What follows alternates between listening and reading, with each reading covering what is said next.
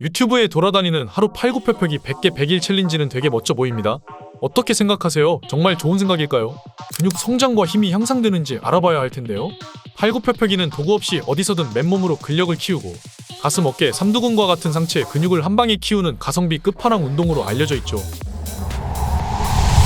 많은 형님들이 푸시업만 가지고 몸을 만들 수 있다는 영상을 보고 팔굽혀펴기 100개를 100일 동안 하기로 하고 챌린지 영상을 올립니다. 원푸드 다이어트든 한 가지 운동 챌린지든 뭔가 그럴듯하지만 불안해 보입니다. 하남자 탈출을 위해 하루에 팔굽혀펴기 100개 챌린지를 해볼까 하는데요. 알아야 할 부작용은 없을까요? 시간과 노력을 들일지 말지 고민됩니다. 시간을 들일지 말지 고민하는 사이에 푸시업 하나 더, 운동부터 시작하고 고민은 뒤에 합시다. 이렇게 말하고 싶지만 과학적이지 않으면 시간 낭비입니다. 정확한 방법을 확인 후 이 영상만 다 보고 생각해보죠. 우선 엉망인 자세로 개수만 채우면 의미 없으니 정확한 팔굽혀펴기 자세를 알아야 합니다. 몸이 일직선인지 내려오는 바닥에 코가 거의 닿을 정도인지 최상단에서 팔을 완전히 펴고 팔꿈치는 옆구리에서 약 45도 정도 떨어져 있는지를 확인해 개수를 셉니다. 팔굽혀펴기로 운동할 때 근성장 수준을 측정한 연구에서 근성장 순서는 제일 큰 가슴근, 그리고 삼두근, 어깨의 앞쪽 복근, 전거근 순입니다. 또 다른 실험에서는 평소 운동하지 않는 일반인을 대상으로 두 그룹으로 나누어 근육 크기와 근력을 측정했습니다. 8주 동안 한 그룹은 운동 시 푸시업만 사용하고 다른 그룹은 벤치프레스만 사용해 측정했는데요. 두 그룹의 가슴 근육과 삼두근에서 거의 동일한 크기와 근력 증가를 발견했습니다. 적어도 초보자에게는 푸시업이 벤치프레스만큼 효과적일 수 있음을 알 수 있었죠. 그래서 100개의 팔굽혀펴기를 총 8주를 실행하고 주차별로 변화를 측정한 연구가 있어 확인했습니다. 캐나다 운동생리학협회에서 실험했습니다. 1주차는 꽤 흥미롭습니다. 일반적으로 헬스 초보자들인 일반 남성 평균 팔굽혀펴기 평균 횟수가 15개에서 20개라고 하는데요. 즉, 총 100회를 달성하려면 여러 세트로 나누어서 해야 완료 가능성이 높습니다. 사실 챌린지의 처음 며칠 또는 첫 주 동안에는 많은 분들이 100개에 도달할 힘조차 없었죠. 운 좋게도 이것은 신경 적응이라는 것으로 도움이 될 때입니다.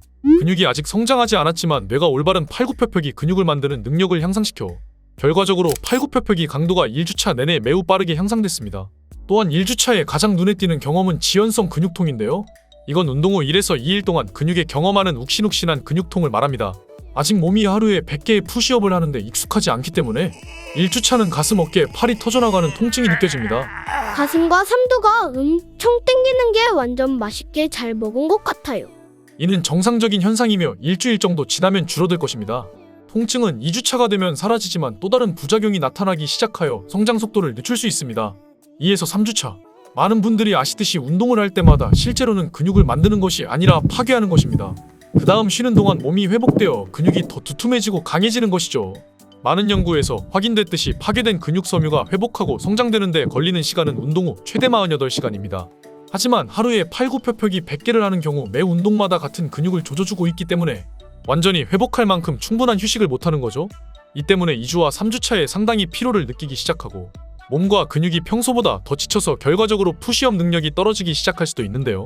이것은 4주차에 느끼게 될 또 다른 부작용과 콜라보하여 하루에 100개의 팔굽혀펴기를 계속하는 것을 극도로 어렵게 만들 수 있으며 나중에 이야기하겠지만 잠재적으로 가치조차 없을 수 있습니다. 4주차. 이제 4주차가 되면 형님들 몸은 높은 빈도와 높은 볼륨의 푸시업으로 인해 지칠 것입니다. 이때쯤 되면 우리는 두 가지를 알아차리게 되는데요. 통인지 된장인지 먹어봐야 맛을 알고 한 방 맞아봐야 공손해지는 건가요? 첫 번째는 근육 불균형과 관련이 있는데요. 팔굽혀펴기는 몸의 앞쪽 근육을 훈련하는데 좋지만 등 근육은 전혀 자극되지 않죠. 등 근육을 훈련하지 않고 오랜 시간 전방 근육만 훈련하면 시간이 지나면서 더 강한 앞쪽 어깨로 굽힌 자세로 몸을 앞으로 당겨지는 라운드 숄더가 될 수 있습니다. 키가 작아질 수도 있는 엄청 안 좋은 자세이죠. 이 균형을 맞추기 위해 몸을 똑바로 세우고 어깨를 건강하게 유지하는 데 도움이 되는 등 운동을 많이 하는 것이 좋습니다. 턱걸이 또는 바벨로우나 랩풀다운 같은 등 근육 강화 운동을 해주면 상체 근육의 균형 잡힌 발달로 등이 앞으로 말리는 것을 방지할 수 있습니다. 두 번째, 눈에 띄는 다른 부작용으로 관절이 아프기 시작합니다. 적절한 자세를 취하더라도 팔굽혀펴기의 반복적인 동작은 손목과 팔꿈치에 많은 부담을 주는데요. 손목은 바닥에서 많이 꺾일 뿐만 아니라 평소 익숙하지 않은 상당한 무게를 100회나 견뎌야 됩니다. 이 때문에 손목은 불편함을 느끼는 첫 번째 관절이죠. 이를 완화하기 위해 핸들이나 덤벨을 사용해보세요. 손을 바닥에 평평하게 두는 대신 잡을 수 있는 모든 것이 가능합니다. 또한 손바닥 위치 또한 신경 써줘야 하는데요. 팔굽혀펴기를 할 때 팔이 손목 위에 수직으로 펴지지 않으면 이제는 팔꿈치 관절에 더 많은 스트레스가 가해집니다. 일반적으로 몇 번의 팔굽혀펴기는 괜찮지만 하루에 100개를 하고 관절이 휴식을 취하지 않는 상태로 다음날 다시 100개를 한다면 팔꿈치에서 고장난 쇠소리 날 수도 있습니다. 이 소리가 팔꿈치에서 나는 소리였군요. 결국 앞선 8주의 실험에서 실험자들은 4주차 이후부터 하루에 푸시업을 100개를 수행하지 않았죠. 대신 일주일에 2번씩 한 번에 푸시업 3세트를 최대한 할 수 있는 횟수를 정해서 했는데요. 실험자들이 연속으로 할 수 있는 최대 팔굽혀펴기 수는 약 30회였으며 이는 매 운동마다 약 90회의 팔굽혀펴기를 하여서 일주일에 대략 총 180회의 팔굽혀펴기를 했습니다. 하루에 팔굽혀펴기 100개에 비하면 아무것도 아닌 것처럼 들리지만 여전히 상당한 근육 성장을 했는데요. 8주 동안 실험자들이 좋은 성장을 보았습니다. 가슴 성장, 근육 두께 18% 증가, 두께 약 3mm 증가에 해당. 삼두근 성장, 근육 10% 증가, 두께 약 3mm 증가에 해당. 논문 끝에 이 성장률이 과거에 팔굽혀펴기 100회를 8주 동안 하고 측정했던 연구들과 유사하다고 언급했습니다. 자, 형님들 유튜브에 돌아다니는 챌린지처럼 하루에 푸시업 100개를 100일 동안 하실 건가요? 글쎄요. 몸이 회복하고 성장할 충분한 시간을 주지 않기 때문에 저는 30일 이상 하루에 100개의 푸시업을 쉬지 않고 매일 하는 접근법을 추천하지 않습니다. 또한 4주 정도가 지나면서 더 강해지면 성장을 위해 더 큰 자극이 필요로 하는데요. 결국 일반 팔굽혀펴기는 충분하지 않으며 밴드를 추가해서 사용하거나 무게를 추가해야 맛있게 먹는 느낌이 옵니다. 그러나 한 가지 큰 장점은 운동 습관을 갖게 한다는 것입니다.